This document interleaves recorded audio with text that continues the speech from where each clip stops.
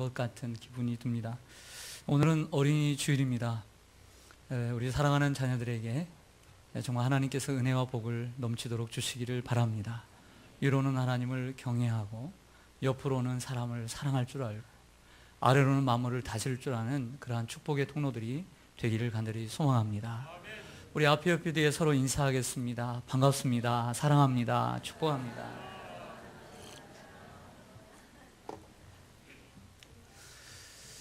유대인 어머니들은 자녀를 가르치면서 다음과 같은 질문을 꼭 던진다고 합니다.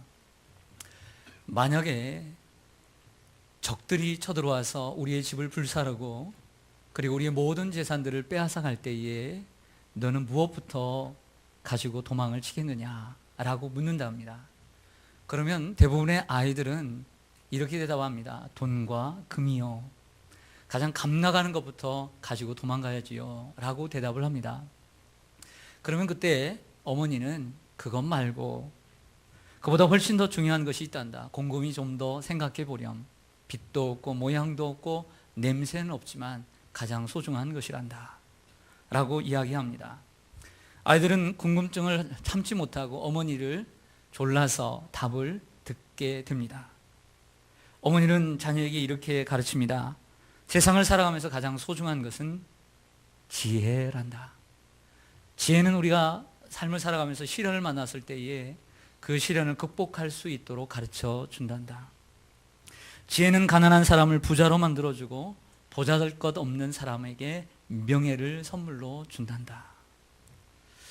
만약 여러분들이 자녀들에게 돈과 그리고 지혜가 있는데 이 둘 중에 하나만을 자녀에게 유산으로 물려줄 수 있다면 여러분들은 무엇을 유산으로 물려주시겠습니까? 돈과 지혜. 당연히 지혜일 것입니다. 돈이 있으면 사람들이 부러워할 수 있지만 존경하지는 않습니다. 반면에 지혜가 있으면 솔로몬처럼 존경을 받을 뿐만 아니라 돈과 명예도 함께 따라오게 되어 있습니다. 이처럼 지혜는 중요합니다. 그러므로 우리는 우리의 자녀들에게 지혜를 선물을 해 주어야 합니다. 잠언 4장 6절 이하에 보면 지혜를 버리지 말라. 그가 너를 보호하리라. 그를 사랑하라. 그가 너를 지키리라. 지혜가 제일이니 지혜를 얻으라. 내가 얻은 모든 것을 가지고 명철을 얻을지니라. 그를 높이라. 그리하면 그가 너를 높이 들리라. 만일 그를 품으면 그가 너를 영화롭게 하리라 고 말씀하십니다. 지혜가 제일입니다. 그리고 지혜를 의인화시키고 있습니다. 마치 살아있는 존재처럼 그리고 하나님처럼 지혜를 이야기합니다. 그렇습니다. 지혜는 살아있습니다. 잠언 8장 10절 이하에도 보면 너희가 은을 받지 말고 나의 훈계를 받으며 정금보다 지식을 얻으라. 대저 지혜는 진주보다 나음으로 원하는 모든 것을 이에 비교할 수 없음이니라 고 했습니다. 여러분들 구약 성경에 지혜서라는 것이 있습니다. 지혜 문학이 있습니다. 이 지혜서는 시가서라고 하는 5권의 책 가운데 3개를 얘기합니다. 욥기, 잠언, 전도서. 이 욥기, 잠언, 전도서 이 3권을 가리켜서 지혜서라고 말하는데 그 이유는 단순히 이름을 붙인 것이 아니라 이 3권의 책의 모든 주제가 핵심 주제가 지혜이기 때문입니다.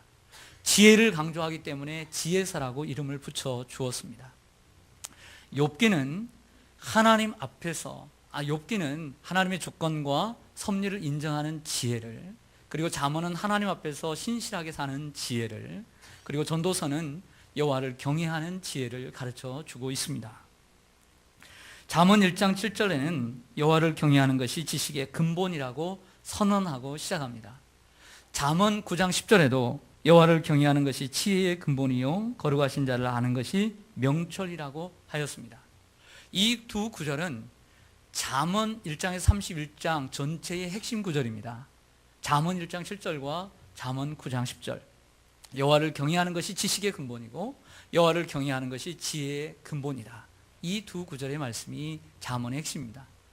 전도서는 12장까지 되어 있는데 전도서 12장 13절에 보면 하나님을 경외하고 그 명령들을 지킬지어다. 이것이 모든 사람의 본분이니라고 결론을 짓고 끝을 맺습니다. 전도서의 결론도 여호와를 경외하는 것입니다. 욥기 1장 1절에서는 욥을 소개하고 평가할 때 하나님을 경외하고 악에서 떠난 자라고 평가를 하고 시작합니다. 1장 1절이 하나님을 경외하고 악에서 떠난 자. 욥기 28장 28절에서는 보라 주를 경외함이 지혜요 악을 떠남이 명철이니라고 말씀해 주고 있습니다. 이처럼 잠언, 욥기 그리고 전도서 모두가 지혜를 가르쳐 주고 있습니다. 그래서 지혜서라고 말합니다. 그러므로 여호와를 경외함이 지혜의 시작이요 지혜에 이르는 최선의 기름을 성경은 우리에게 분명히 말씀해 주고 있습니다. 오늘은 어린이 주일입니다. 여러분들의 자녀들이 장성한 자녀들도 있고 아직 어린 자녀들도 있을 것입니다. 아니면 손주들 가운데도 이처럼 어린 자녀들이 있을 것입니다. 이 어린이날 우리의 자녀들에게 무엇을 해줄 수 있을까라는 생각을 했습니다. 그것은 다름 아닌 우리의 자녀들에게 지혜를 나누어 줘야 될 줄로 믿습니다. 하나님 앞에서 신실하게 사는 지혜가 주제인 잠언의 말씀. 하나님 앞에서 신실하게 사는 주제가 바로 잠언인데 그 지혜가 담겨져 있는 이 잠언의 말씀을 통해서 우리 사랑하는 자녀들이 하나님 앞에서 신실하게 사는 자녀가 되기를 바라는 마음을 담아 오늘 설교를 하겠습니다. 질문을 하나 여러분들에게 던지고 시작을 합니다. 자, 여러분들의 자녀들을 생각해 보세요. 여러분들의 그 소중한 자녀들, 여러분들 생명보다 더 소중한 여러분들의 그 자녀들을 한번 생각해 보세요. 그 자녀들이 지금 어디에 있는지, 그 자녀들이 지금 하나님 앞에서 여러분들의 자녀들이 하나님 앞에서 신실하게 살아가고 있는 자녀인지 한번 생각해 보십시오. 여러분들의 자녀들이 하나님 앞에서 신실하게 살아가고 있습니까? 이렇게 대답하실지 모르겠습니다. 나도 신실하게 살지 못하는데 내 주제에 무슨 내 자녀에게 뭘 원하나, 이것이 우리의 현실이 아닐까 생각합니다. 어떤 아들이 하루는 아빠 곁을 지나가다가 이렇게 이야기합니다. 나는 다음에 아들을 낳으면 절대 공부하라는 얘기를 안 할 거야. 이런 얘기를 하고 지나가니까 옆에 앉아있던 아빠가 뜨끔했습니다. 충격을 받았어요. 그리고 이렇게 말을 합니다. 너도 이 다음에 아들을 낳아봐라. 그리고 공부하라는 말 안 하는가 한번 생각해봐라. 강남의 부모들은 공부 더 열심히 하라고 한다. 공부하라는 말 더 한다 하니까 이 자녀가 이렇게 얘기합니다. 나도 알아. 분명히 공부도 많이 하라고 하고 학원도 많이 보낼 거야. 그래도 나는 내 자녀에게 공부하라는 말 절대 안 할 거야. 이렇게 얘기합니다. 그럼 뭐 어떻게 하려고? 공부하라고 안 하면 어떻게 공부할 거냐고 했더니 자기는 얘기합니다. 뭐라고 얘기하냐면 공부하라는 말 하지 않아도 스스로 공부할 수 있도록 동기부여를 시켜주고, 그리고 공부할 수 있는 기초를 나는 닦아줄 거라고. 그리고 나는 그렇게 자녀를 키울 매뉴얼을 가지고 있다고 얘기합니다. 아버지는 더 충격을 받았습니다. 왜 충격을 받았을까요? 아들이 갖고 있다는 그 매뉴얼이 자기에게는 없었던 것입니다. 아들과 딸에게 공부하라 말할 줄 알고 땀 흘리고 허리가 휘도록 돈을 벌어가지고 학원비는 대줄 줄 알지만, 그런 건 할 줄 알지만 자녀가 스스로 공부할 수 있도록 해주는 능력은 없는 거예요. 그래서 충격을 먹은 것입니다. 여러분들은 어떠신지 모르겠습니다. 이것을 볼 때 지혜는 아이들보다 부모인 우리에게 지혜가 필요한 것 같습니다. 우리가 어떤 일을 감당할 때 지혜가 부족할 때가 있습니다. 야고보는 그래서 얘기합니다. 너희 중에 누구든지 지혜가 부족하거든 후히 주시고 꾸짖지 아니하시는 하나님께 구하라. 그리하면 주시리라. 이 말씀 믿습니다. 그러므로 우리는 지혜를 구해야 할 줄로 믿습니다. 솔로몬은 백성을 다스릴 지혜를 구했습니다. 그러자 하나님께서 전무후무한 지혜를 주심으로 그가 축복을 받은 줄로 믿습니다. 사랑하는 성도 여러분, 다시 한번 질문을 드립니다. 자녀 교육에 자신이 있으십니까? 자녀 교육에 자신이 넘치십니까? 이런 분들이 있습니다. 내가 다시 결혼해서 내가 다시 애를 낳는다면 나는 잘 키울 자신이 있다. 정말 그럴까요? 정말 그럴까요? 천만의 말씀. 부모의 가치관과 부모의 사고가 바뀌지 않는 한 세상의 조류에 휩쓸려서 동일하게 자녀를 키울 수 있는 가능성이 많이 있습니다. 우리가 자녀를 키우는데 자신이 없다면 우리는 지혜를 구해야 될 줄로 믿습니다. 그리고 우리의 자녀를 어떻게 키워야 되겠습니까? 하나님 앞에서 신실하게 사는 자녀로 키워야 할 줄로 믿습니다. 이것이 잠언서의 주제인데 그 주제를 잘 반영해 주고 있는 본문이 오늘 본문 잠언 3장 1절에서 10절입니다.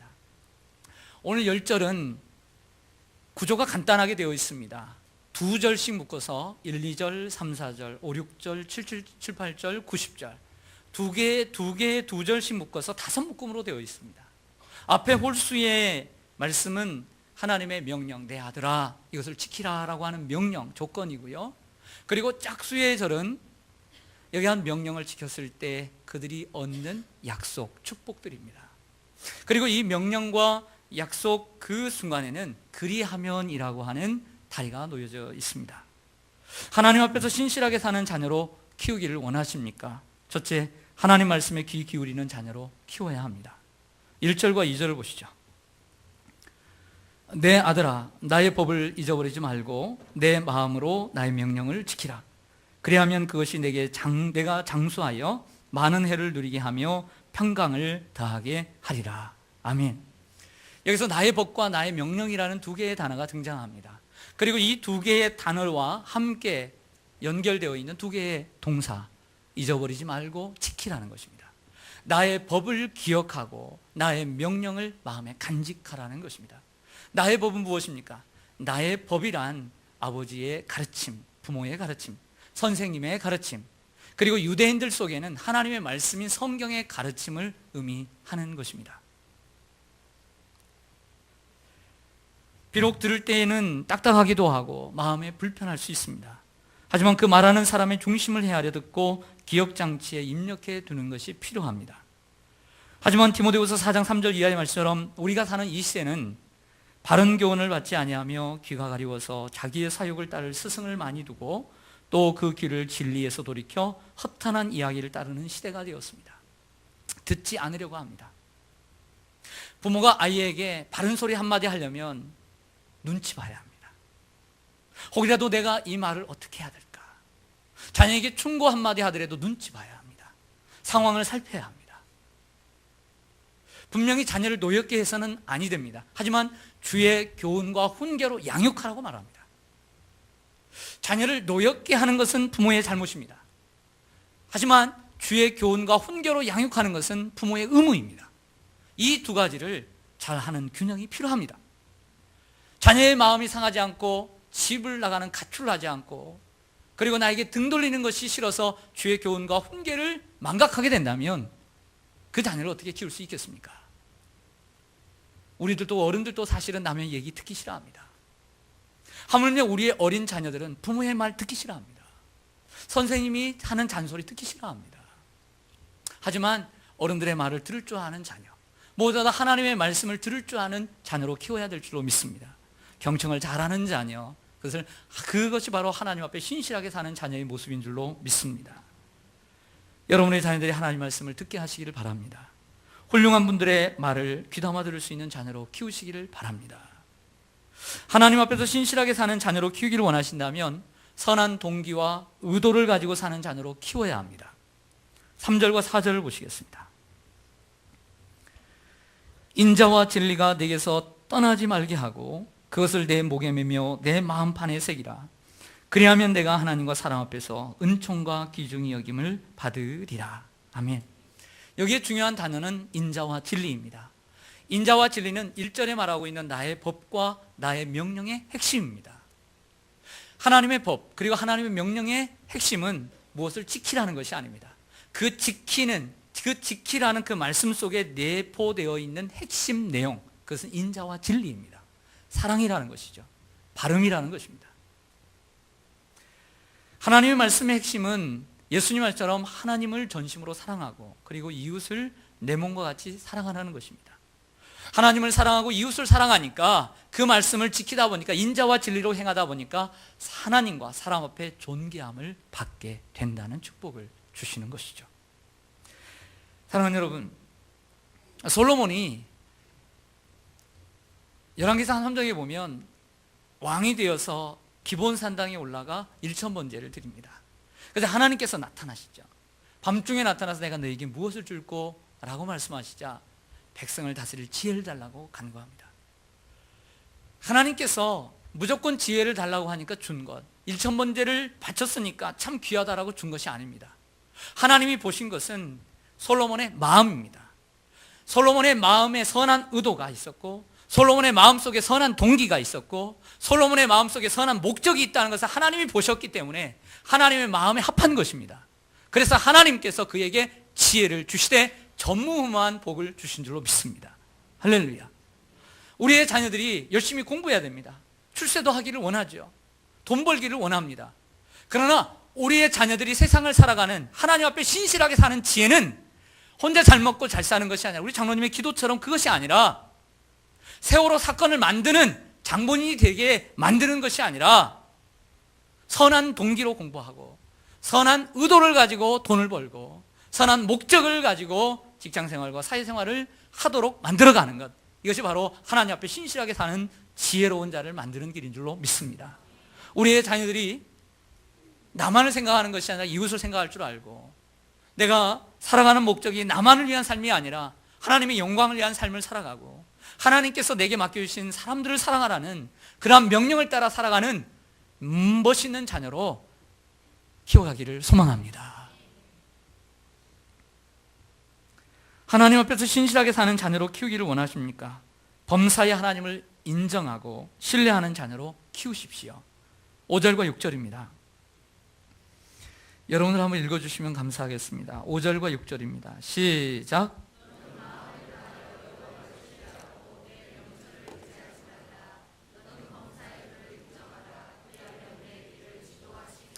아멘.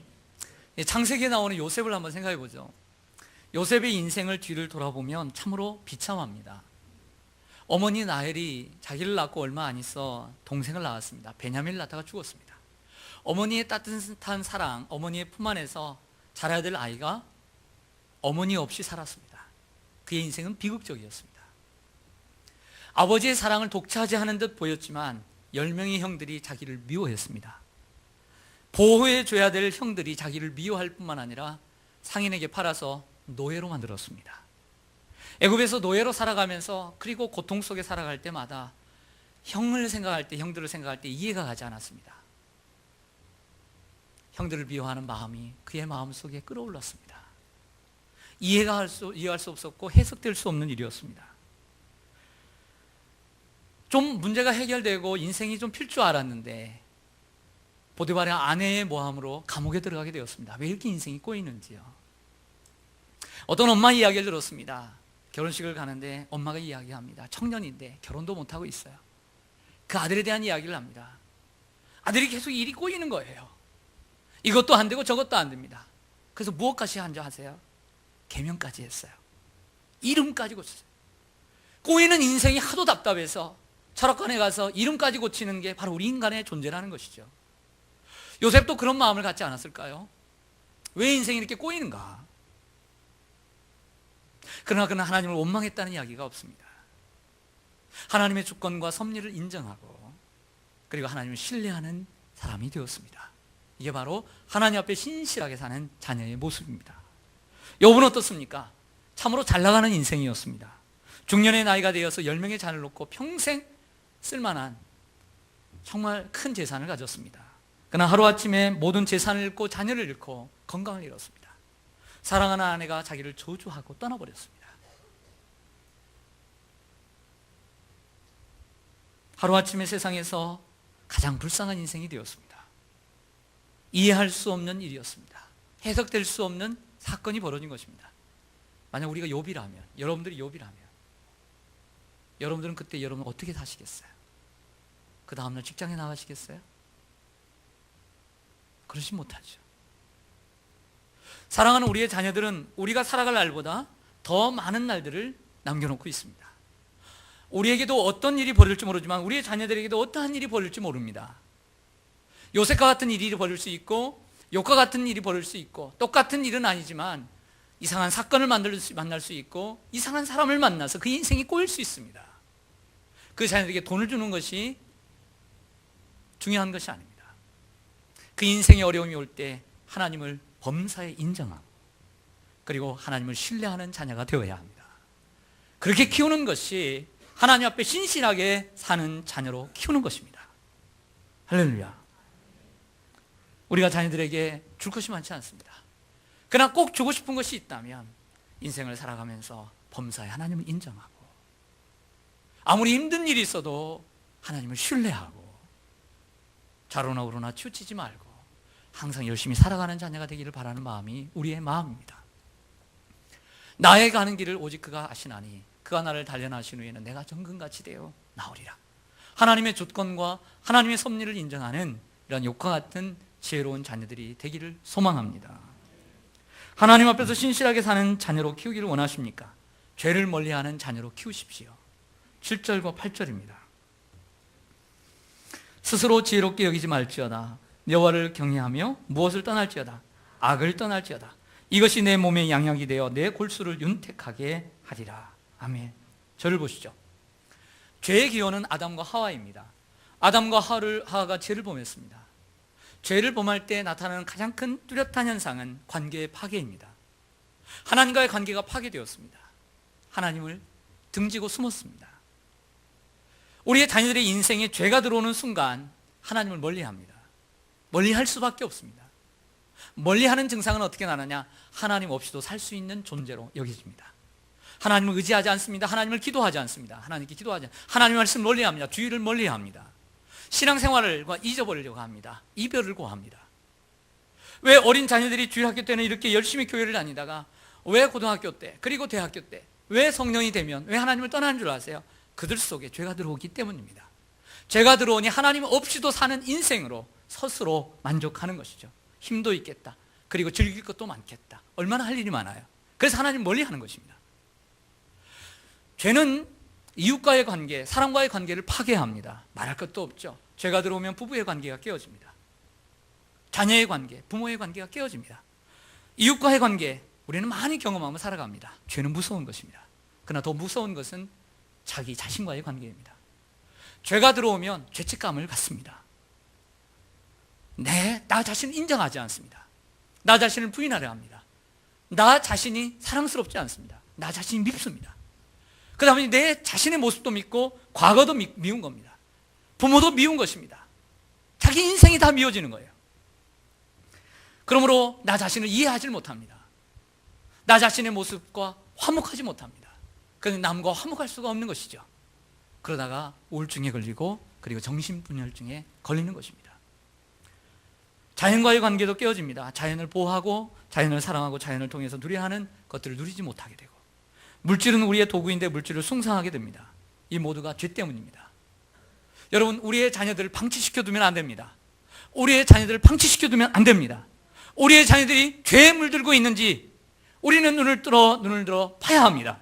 그리고 잘못된 길로 들어섰을 때 그들이 돈과 명예와 그리고 사람들로 인해서 죄악에 빠지지 않도록 우리는 그를 지켜야 합니다. 왜냐하면 그를 지켜주는 것이 하나님과의 관계 속에서 회복이 되어지고 자기 자신을 사랑하는 길이요, 그리고 이웃과의 화목을 이루면서 행복하게 사는 지름길이기 때문입니다. 죄가 들어오지 않도록 지켜주시기를 바랍니다. 마지막으로 하나님 앞에서 신실하게 사는 자녀로 키우기를 원하십니까? 물질로 여호와를 공경하도록 키워야 합니다. 9절과 10절입니다. 내 재물과 내 소산물로 처음 익은 열매로 여호와를 공경하라. 그리하면 내 창고가 가득히 차고 내 포도즙틀에 새 포도즙이 넘치리라. 아멘. 여러분, 앞에서는 여호와를 경외하라는 표현이 많았죠. 근데 유독 오늘 본문에서는 여호와를 뭐라고 합니까? 공경하라. 마치 십계명에 내 부모를 공경하라는 말과 같습니다. 그 공경이라는 단어가 동일하게 쓰이고 있습니다. 하나님을 공경하는 거기에 큰 표지는 재물로 섬기라는 것입니다. 물질로 섬기라는 것입니다. 하나님은 자기 자녀들에게 하나님을 사랑할 수 있는 구체적인 방법을 제시하셨습니다. 그것은 헌금 또는 헌물을 드림으로써 하나님을 사랑하는 것입니다. 11조와 기타 헌금을 드리는 것은 하나님의 자녀들이 탐욕이란 치명적인 죄를 짓는 것을 막아주는 예방책입니다. 예수님은 거듭 말씀하셨습니다. 재물을 사랑하지 말라. 재물이 있는 곳에 마음이 있으며 재물과 하나님을 동시에 섬길 수 없느니라. 자기를 위하여 재물을 쌓아두고 하나님께 대하여 부요치 못한 자는 어리석은 부자와 같다고 말씀합니다. 사랑하는 성도 여러분, 오늘은 어린이 주일입니다. 우린 자녀들에게 참 많은 것을 주고 싶어 합니다. 좋은 음식도 주고 싶고, 좋은 멋진 옷도 입히고 싶고, 좋은 것을 주고 싶어 해요. 결혼할 때가 되면 좋은 집도 하나 선물해 주고 싶고, 돈도 좀 많이 주고 싶고, 그리고 땅이 있으면 땅도 물려주고 싶은 게 부모의 마음입니다. 하지만 그 무엇보다 중요한 것은 지혜입니다. 그런 것들은 없어질 수 있어요. 그러나 지혜는 금과 은보다도 귀합니다. 어떠한 지혜를 물려줘야 합니까? 어떠한 환경에서도 하나님의 주권과 섭리를 인정하는 지혜를 물려줘야 합니다. 어떠한 지혜입니까? 하나님 앞에서 신실하게 살아가는 지혜를 심어주어야 합니다. 그것이 우리 자녀들에게 주는 가장 큰 선물인 줄로 믿습니다. 우리 함께 기도하기를 원합니다.